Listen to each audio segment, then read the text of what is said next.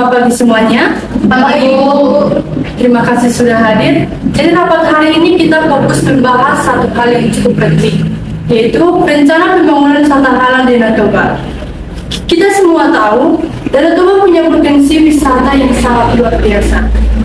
Pengunjungnya juga terus datang, tapi di sisi lain kita juga tahu daerah sana punya budaya lokal yang sangat kuat.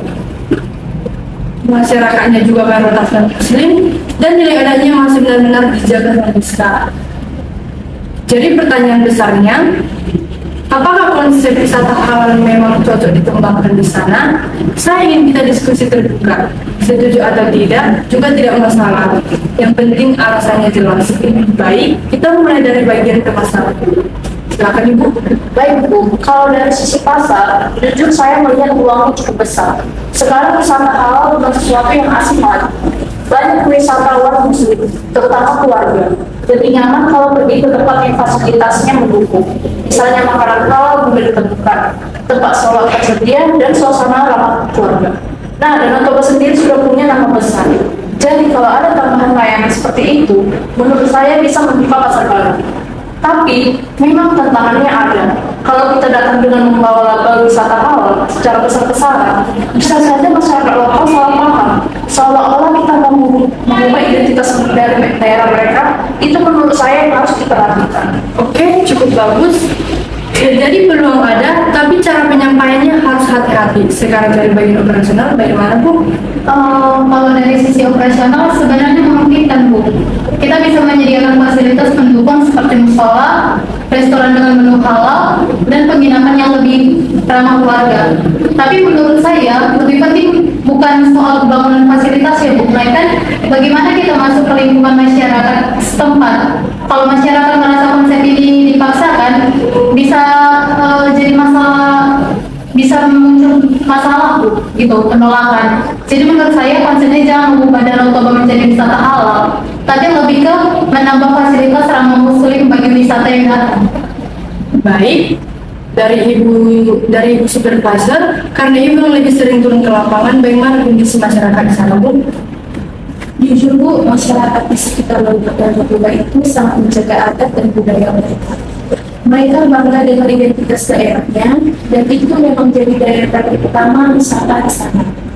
Kalau kita datang dengan konsep yang terbesar membawa perubahan yang besar, kemungkinan ada resistensi. Tapi dari pengalaman saya, masyarakat sebenarnya cukup terbuka selama kita menghargai budaya mereka.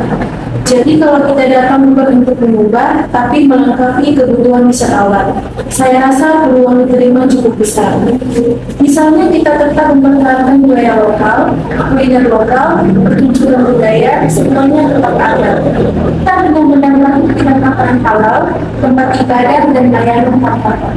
Baik, sekarang saya ingin dengar hasil survei dari beberapa wisatawan yang dilakukan oleh Ibu. Silakan Ibu. Terima kasih Bu. Dari survei picture yang saya lakukan ke beberapa wisatawan, ada wisatawan muslim yang bilang mereka suka dengan Danau Toba, tapi kadang memang agak sulit untuk mencari makanan yang benar-benar jelas kehalalannya atau tempat ibadah yang dekat. Jadi sebenarnya kebutuhan itu memang ada, tapi beberapa wisatawan juga bilang mereka datang ke Danau Toba itu justru karena ingin menikmati budaya aslinya. Jadi menurut saya wisata halal ini di sini jangan dibuat dengan eksklusif, tapi lebih ke fasilitas tambahan supaya semua orang juga tetap nyaman. Oke, menarik.